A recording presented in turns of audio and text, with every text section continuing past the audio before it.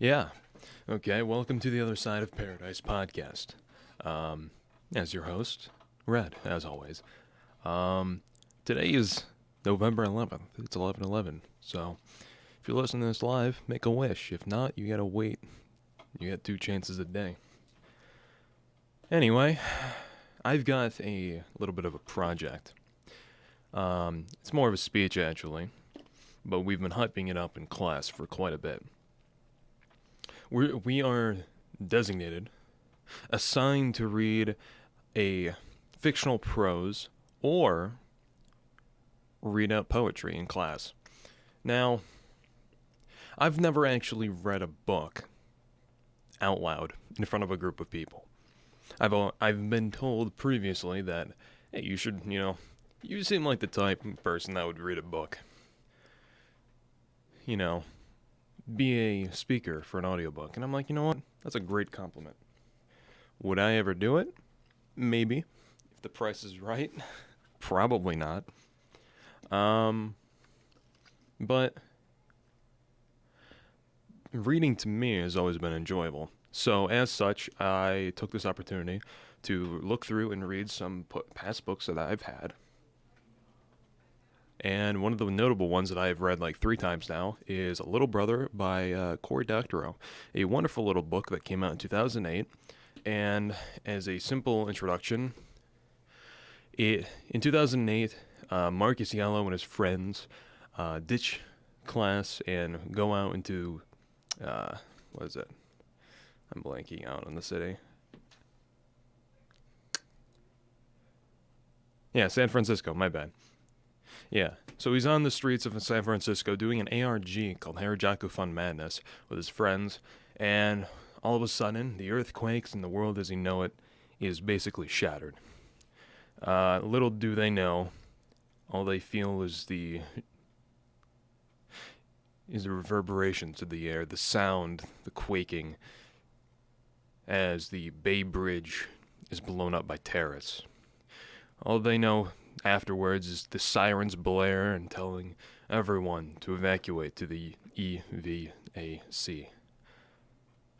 And everyone rushes. They drop what they're doing and they're rushing down into the BART system, trying to duck and cover. But as they're trying to go down, one of his friends, Marcus's friends, Daryl, is stabbed. Which is a little bit of a jerk move on whoever did it. I mean, you kind of ruined his life, but that's later on. But, so they rush back through the crowd of people swarming down. They somehow make it back up to the surface because they need help for his friend. He will bleed out if he goes down there. There's no help. So they go back to the surface, and as the fire trucks and the ambulances zoom on by, their own sirens, quieter than the actual sirens of the city, they're desperate. So Marcus he jumps onto the street. He jumps out into the middle of the road, hoping that someone would stop and help him and his friends, and classic case of wrong place, wrong time. They stop a military vehicle, a black military vehicle, with no military insignia on it or anything.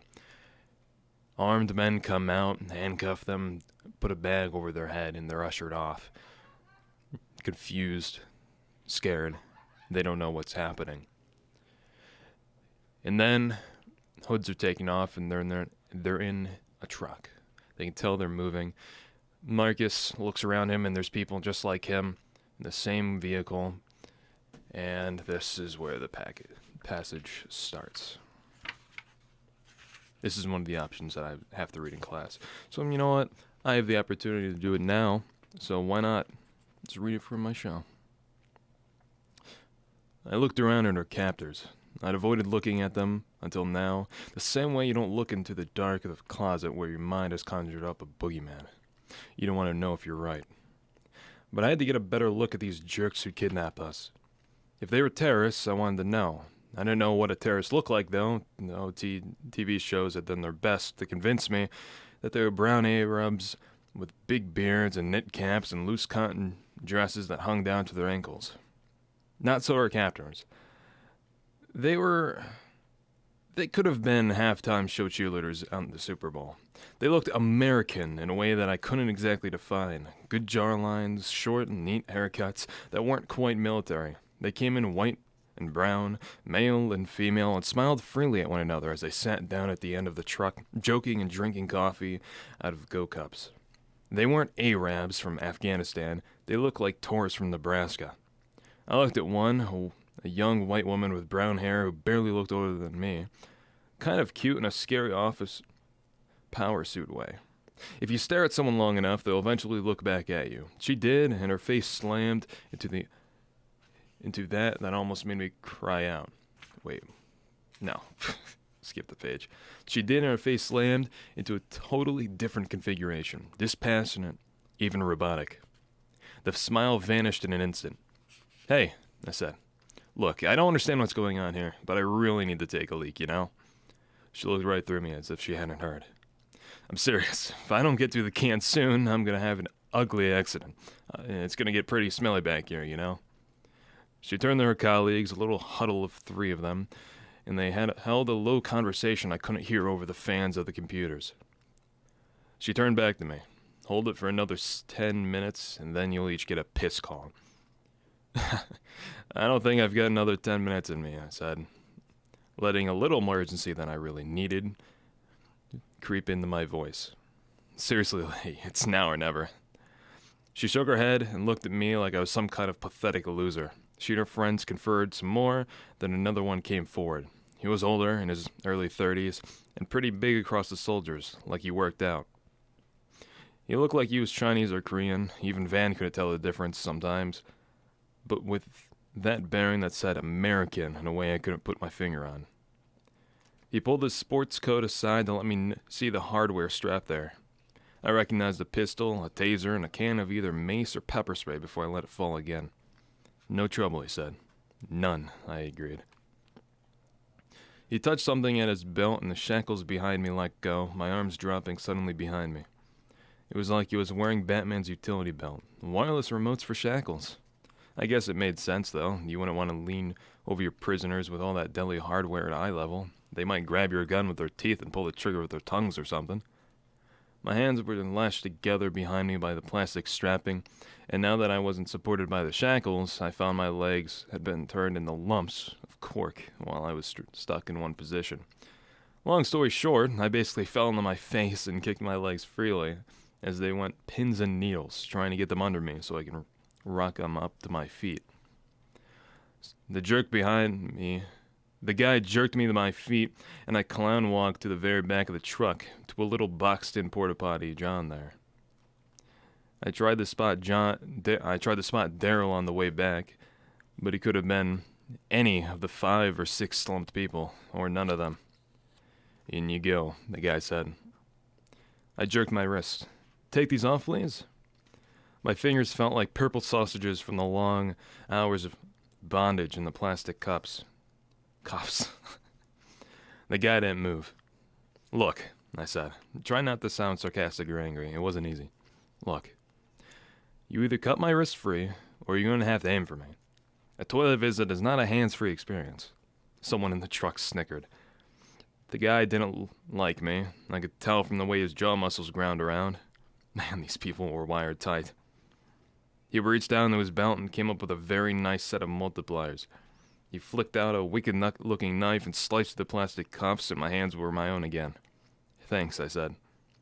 He shoved me into the bathroom. My hands were useless, like lumps of clay at the end of my wrists.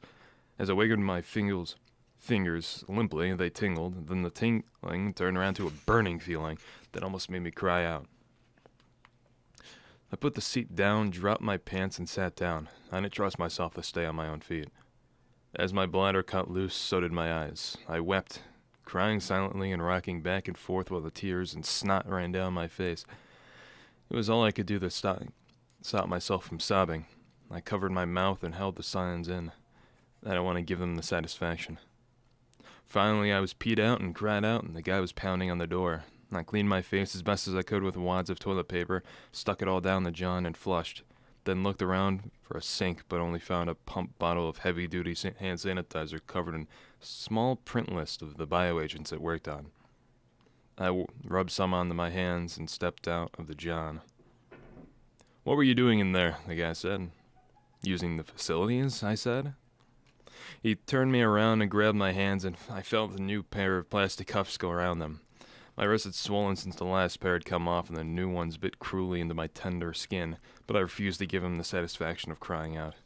He shackled me back to my spot and grabbed the next person, who, I saw now, was Julu, his face puffy and an ugly bruise on his cheek. "Are you okay?" I asked him. And my friend with the utility belt abruptly put his hand on my forehead and shoved hard, bouncing the back of my head off the truck's metal wall with a sound like a clock striking 1. "No talking," he said, as I struggled to refocus my eyes. I didn't like these people. I decided right then and there that they would pay a price for all of this. And the book goes on. And the other option was somewhere else in the book, but I forgot where it was. So let me look it up real quick. Yeah. Yeah. Because it was the requirement of, you got to figure out where it is, you got to pick a book, and then you have to show, like, at least a paragraph of where it is. So I give a brief summary of what it is, I give the introduction paragraph, and honestly, it just helps me more than it helps the teacher. Because I can't figure out where all my crap is, truthfully.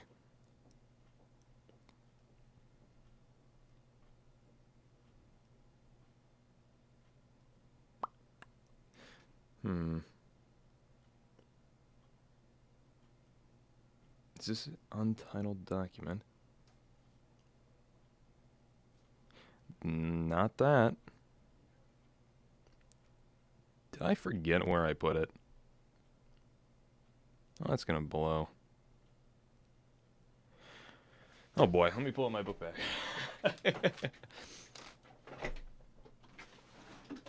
Nope. Drop the water bottle. Yes, my own personal headphones. The HyperX Revolver S is phenomenal, I say. The mic is good quality. People can hear me. They say I typically sound like Raccoon Eggs or one of them, and I take that as a compliment. Because I love listening to them. Raccoon Eggs is one of the most funny people I've ever listened to. My binder, my everything binder, as I've called it for years, since I've always used one of these things. It carries pencils, pot, whatever, paper, anything really. It's always a mess. Ever since ever since like this year, really. I mean, always it's been a mess, but like, it's terrible to a point where I have like 5 classes and they'll use the same folder. Yeah, well, basically. There's the black one, and then there's the blue one in the back. And I'm never sure which one has the most stuff. So, it's just called peering through and just trying to find crap. Hopefully, it's somewhere. It's not in this one. I know it's not, because I haven't touched that one in a while. It's got to be in this one. And I know it's a printed page, so that helps. It helps a lot. Except, and it's only one class. So it's got to be, typically they're grouped together. Especially by days, because different classes have, whatever. And it seems I don't have it. Wonderful. So I've got to find it. Which is never going to be easy. Of course it's not easy. Oh, I know where I put it. I remember, because I also had to turn in my midterm on the same day for the same class. And I can't open it because I don't have Google Docs. Yeah, so I just put on the last page of my Google Docs for my midterm. So I can just print them together so I don't have to go through and just do the whole printing process here. Because you've got to pay the print at my college, right? So every time you do it, you've got to put in your information, and then you've got to check and then on the receipt that they give you of the price estimates and how much you're going to have remaining. Do you accept printing? And I'm like, yeah, well, of course. Someone's calling me. Probably another thing.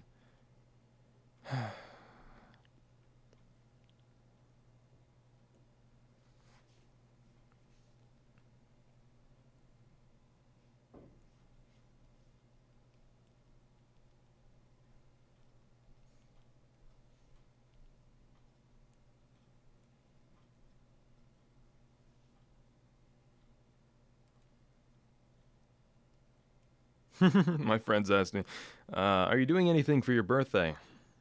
And I said, I don't know, probably celebrate. Yeah, because I always throw like a little birthday thing. Every single birthday. And they've always come for the past couple of years now, actually. Same two people. Always the constant of Robbie and Josh. I love them. As friends, of course. I ain't gay. No homo.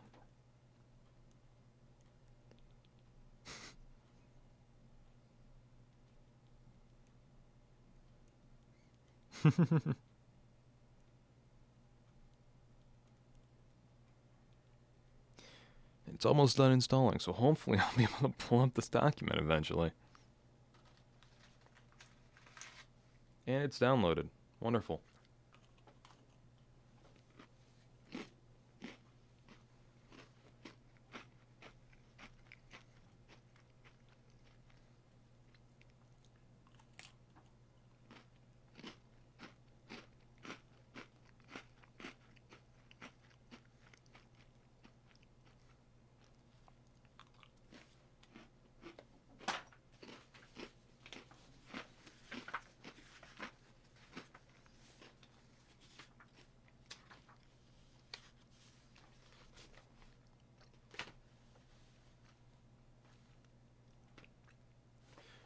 Yeah, I went through that entire process just to find the page number.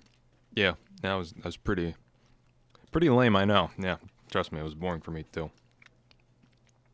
Anyway, at this point, San Francisco, once Mikey, gets out of the prison that he's put into, and basically tortured, um, San Francisco becomes a police state because they're still not able to figure out who actually the terrorists were that did it. So, everyone's a potential terrorist. Why not? And eventually, the youngins, with their whole XNet thing and everything, they come up with a concert called "Don't Trust Anyone Over 25," and that's where it comes in to this. Someone had wrote it on the classroom board. Miss Galvez came in and patted her hair and set down her school book on her desk and powered it up. She picked up her chalk and turned around to face the board. We all laughed. Good naturedly, but we laughed. She turned around and was laughing too. Inflation has hit the nation's slogan writers, it seems. How many of you know where this phrase comes from? We looked at each other. Hippies, someone said, and we all laughed. Hippies are all over San Francisco, both the old stoner kinds with the giant skanky beards and tie-dyes, and the new kind, who are more in the dress-up and maybe playing hacky sack than protesting anything. Well, hippies, yes, but when we think of hippies these days, we just think of the clothes and the music. Clothes and the music were incidental to the main part of what made that area, the 60s, important. You've heard about the civil rights movement to end segregation, white and black kids like you riding buses into the South to sign up black voters and protested against the official state racism. California was one of the main places where the civil rights leaders came from. We've always been a little more political than the rest of the country, and this has been a part of the country where black people have been able to get the same union factory jobs as white people, so they were a little better off than their cousins in the Southland. The students at Berkeley sent a steady stream of freedom riders south, and they recruited them from their information tables on campus at Bancroft and Telegraph Avenue. You've probably seen that there are still tables there to this day. Well, the campus tried to shut them down. The president of the university banned political organizations on campus, but the civil rights kids wouldn't stop. The police tried to arrest a guy who was handing out literature from one of these tables, and they put him in a van. But 3,000 students surrounded the van and refused to let it budge. They wouldn't let them take this kid to jail. They stood on top of the van and gave speeches about the First Amendment and free speech. That galvanized the free speech movement. That was the start of the hippies, but it was also where more radical student movements come from. Black power groups like the Black Panthers, and later gay rights groups like the Pink Panthers, too. Radical women's groups, even lesbian separatists, who wanted to abolish men altogether. And the yippies. Anyone ever hear of the yippies? Didn't they levitate the Pentagon? I said. I'd once seen a documentary about this. She laughed. I forget about that, but yes, that was them. Yippies were like very political hippies, but they weren't serious the way that we think of politics these days. They were playful, pranksters. They threw money into the stock exchange, into the New York Stock Exchange. They circled the Pentagon with hundreds of protesters and said a magic spell that was supposed to levitate it. They invented a fictional kind of LSD that you could spray on the people with squirt guns and shot each other with it and pretended to be stoned. They were funny and made great TV. One yippie, a clown called a Wavy Gravy, used to get hundreds of protesters to dress up like Santa Claus so that the cameras would show police officers arresting and dragging away Santa on the news that night. They mobilized a lot of people.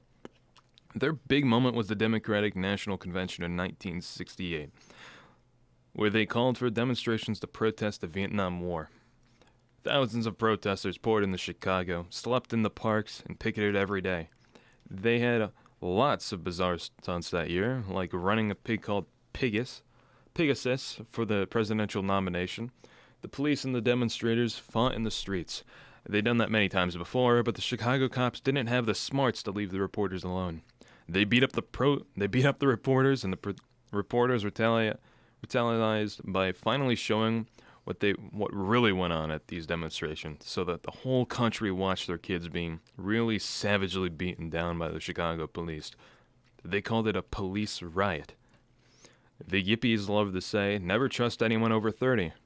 They meant that people who were born before a certain time, when America had been fighting enemies like the Nazis, could never understand what it meant to love your country enough to refuse to fight the Vietnamese. They thought that by the time you hit 30, your attitudes would be frozen, and you couldn't even understand why the kids of the day were taking to the streets, dropping out, freaking out. San Francisco was ground zero for this. Revolutionary armies were founded there. Or here. Well, yeah, because the story takes place in San Francisco. Anyway, some of them blew up buildings or robbed banks for the cause. A lot of kids grew up in more or less normal, while others ended up in jail. Some of the university dropouts did amazing things. For example, Steve Jobs and Steve Wozniak, who founded Apple Computers and invented the PC. I was really getting into this. I knew a little of it, but I never heard it told like this. Or maybe it could have never mattered as much as it did now. Suddenly those lame, solemn, grown-up street demonstrations didn't seem so lame after all. Maybe there was room for that kind of action in the extant movement. I put my hand up. Did they win? Did the yippies win? She gave me a long look like she was thinking it over. No one said a word. We all wanted to hear the answer. They didn't lose, she said. They kind of imploded a little. Some of them went to jail for drugs and or other things. Some of them changed their tunes and become yuppies, and went on to the lecture court telling people how stupid they'd been, talking about how good greed was and how dumb they'd been. But they did change the world. The war in Vietnam ended, and the call of conformity and unquestioning obedience that people had called patriotism went out of style in a big way. Black rights, women's movements, and gay rights came a long way. Chicano rights, or rights for disabled people, the whole tradition of civil liberties was created or strengthened by these people. Today's protest movement is the direct descendant of those struggles. I can't believe you're talking about them like this, Charles said. He was leaning so far out of his seat he was half standing, and his sharp, skinny face had gone red. He had wet, large eyes and big lips, and when he got excited, he looked like a little fish. Miss Galvez stiffened a little, then said, Go on, Charles. You've just described terrorists. Actual terrorists. They blew up buildings, you said. They tried to destroy the stock exchange. They beat up cops and stopped cops from arresting people who were breaking the law. They attacked us. Miss Galvez nodded slowly. I could tell she was trying to figure out how to handle Charles, who really seemed like he was ready to pop. Charles raises a good point. The Yippies weren't foreign agents, they were American citizens. When you say they attacked us, you need to figure out who they and us were. When your fellow countrymen, crap, he shouted. He was on his feet now. They were at war then. We were at war then. These guys were getting aid and comfort to the enemy. It's easy to tell who's us and who's them. If you support America, you're us. If you support the people who are shooting at Americans, you're them. Does anyone else want to comment on this? Several hands shot up. Miss Galvez called on them. Some people pointed out that the reason that the Vietnamese were shooting at Americans is that Americans had flown to Vietnam and started shooting around the jungles with guns. Others thought that Charles had a point, that people shouldn't be allowed to do illegal things. Everyone had a good debate except Charles, who just shouted at people, interrupting them when they tried to get their points out. Miss Galvez tried to get him to wait for his turn a couple of times, but he wasn't having any of it. I was looking something up with my school book, something I knew I'd read. I found it. I stood up. Miss Galvez looked expectantly at me. The other people followed her gaze and went quiet. Even Charles looked at me for a while, his big wet eyes burning with hatred for me. I wanted to read something, I said. It's short. Governments are instituted among men, deriving their just powers from the consent of the governed, that whenever any form of government becomes destructive of these ends, it is the right of the people to alter or abolish it, and to institute new government, laying its foundation on such principles and organizing its powers in such form as to such seem most likely to affect their safety and happiness. And then it goes on to the next chapter and continues on from there. If you don't know where that quote is, I'll explain it in a second. Does anyone know where that quote comes from? A bunch of people chorused, "The Declaration of Independence." I nodded. Why did you read that to us, Marcus? Because it seems to me that the founders of this country said that the government should only last for so long as we believe that they are working for us. And if we stop believing in them, we should overthrow them. That's what it says, right? Charles shook his head. That was hundreds of years ago, he said. Things are different now. What's different? Well, for one thing, we don't have a king anymore. They were talking about a government that existed because some old jerk's great-great-great-grandfather believed that God put him in charge and killed everyone who disagreed with him. We have a democratically elected government. I didn't vote for him, I said. So that gives you the right to blow up a building? What? Who said anything about blowing up a building? Yippies and hippies, and all those believe that the government no longer listened to them. Look at the way the people who tried to sign up voters in the South were treated.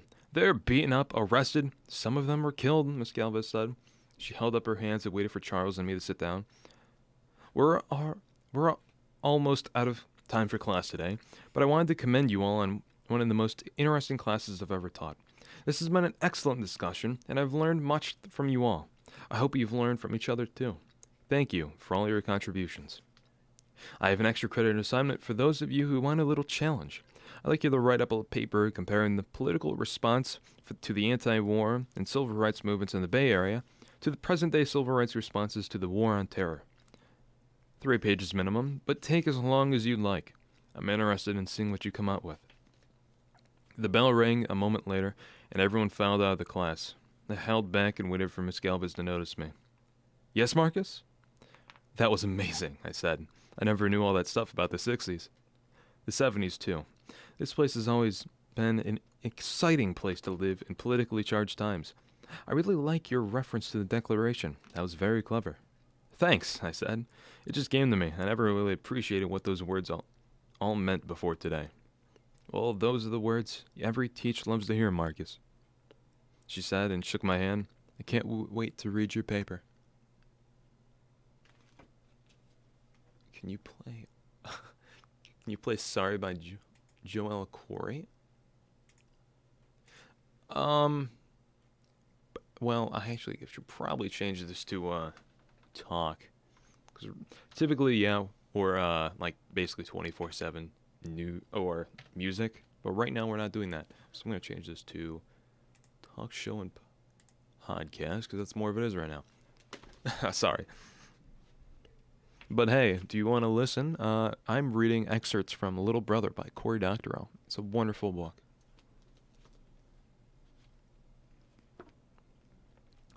Actually, that gives me an idea. What if I make another show that is just me reading, like from a book?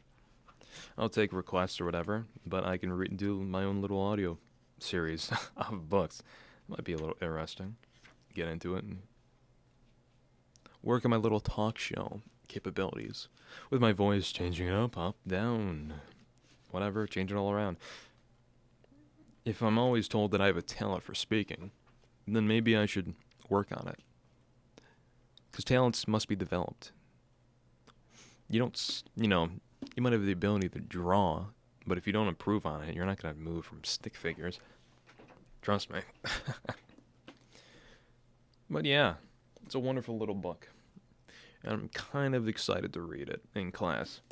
A little nervous, but I'm moving away from the whole concept of being nervous when giving speeches. It's not the fear of me going up and talking to a bunch of people. It's, am I going to get a bad grade on this? That's my fear. I mean, I got a D on my last public speech in class. Probably because I wrote an essay and then just read that, and we weren't supposed to read off a paper. In fact, we were supposed to read off like an outline and basically just remember what we have to say or just improvise, basically. But for this we were told to read from a paper. And I get the practice, You gotta be able to read off a speech and be able to do it efficiently and properly without looking just at the paper like I'd done before. You gotta develop your speaking capabilities. And, yeah, I'm excited to take the step forward. So, yeah. I think this has been good. Yeah, welcome to the other side of paradise. A show that, more so discusses the other side. And on that note, I would say that The Little Brother by Cory Doctorow is a wonderful book if you want to ever hear about the retaliation, the protest of the youth when the government intrudes on people's rights. I mean, it could be applied to anyone. There are, teens mainly because the main character is a teenager, 17. But other than that, there are like people in the 20s or whatever. But this can be applied to a much larger scale. If the government goes as some people want it to be more socialist, I'm expecting more protests. And a lot more protests that get a little more violent. I'm expecting more clashes between the people in groups such as, I don't know, Antifa. They're always stirring up trouble. But, yeah. So when people ever tell me, or, they ever speak about a second civil war, do I believe that another civil war could happen? And I would say, yeah. A little piece of me does. It could happen. Will it? Probably not. Why? Well, we may have a divide amongst the people where more people have the incentive or the desire to just clash with other people instead of, having a calm, rational conversation between two people, which is the point of the show. Is I bring people in, I talk to them, and hopefully, we find common ground. If we have different opinions, it's good to have a discussion. It's good to have a dialogue, as it's called. A debate is two sides just going at it, they stating their points, counter arguments to the other, and that's how it is, and then a winner is found. There is no common ground found. In a dialogue, you do. And Americans do need to have more dialogue. It is imperative for this nation to continue forward. But protest? I don't know. The police nowadays get a ton of crap for whatever they do. They do wonders. I mean, our nation would not function without police departments. It would be anarchy. Without law enforcement, we'd be in the gutters. Terrible. Terrible. But, of course, as always, the news always wants to highlight the bad. The bad of our nation, the bad of the police. So when one, officer, goes and shoots someone, it's terrible. I'm never going to say that a police shooting is always necessary. Of course, as a student that's learning things in criminal justice, as, criminal law and stuff like that, there are times in which police shootings are justified. Self-defense.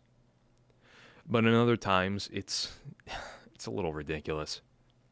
What was the most recent one, in which a police officer shoots a woman through her back window in the back of her house without even announcing first that they were at their property, doing they were there for a welfare check. A neighbor called a welfare check to see if they're fine because the front door was open.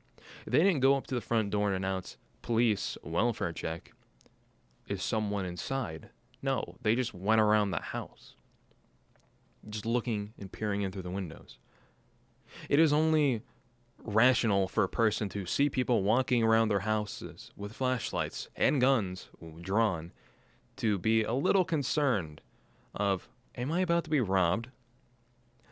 So even if she did not have a gun, or, she did or did not have a gun, it's poor her. I feel bad because the police officer went up to the back window and basically said, "Police, put your hands up," and then immediately fired. All within, 3 seconds? It's terrible. So now they're saying it might be excused. And, I mean, not excused, it'll probably be a negligent homicide, or a reckless homicide, most likely. Because reckless in the fact that the police officer had his finger on the trigger. And if his example is, or his excuse is, "I didn't mean to fire and kill her," like shoot the gun in the first place, and then he can use that as an example, and then he could still be convicted of reckless homicide. Because when you're supposed to be handling a gun, you're not supposed to have your finger on the trigger unless you're ready to fire.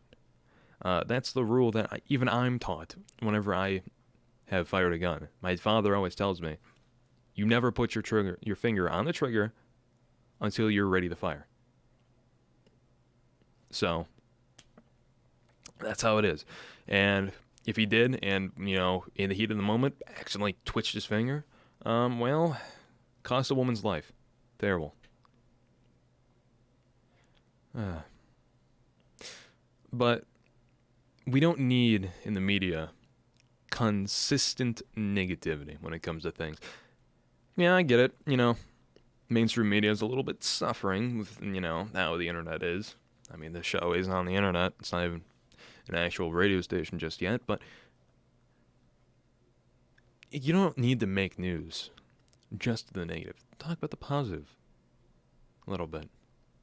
I mean, that's a little bit hypocritical of me, when we're talking about negative things on here, but I want to highlight that. That's the point of the show. It's to talk about the other side of paradise. Not just trying to justify what they do, but I mean their whole argument is, we just got to report on it. And that's it. But theirs is to make money. Mine's just to raise awareness. I don't make any money for this. This is me coming in as a student, as part of my club, just to talk. Talk to you, the listeners. That's about it. But yeah, don't go out there and basically plead for someone to shoot up the Joker. I saw the movie. The movie was great. I enjoyed it. Of course, it had its flaws as a a critic of movies.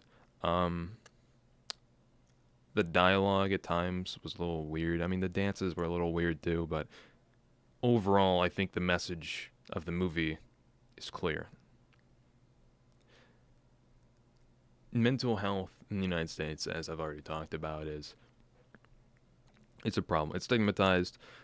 Funding for it is being continuously cut, especially with the Trump administration cutting funds to different departments such as the EPA, which we actually just touched on today in my ecology class. Um, yeah, it's terrible. They don't get the support they need.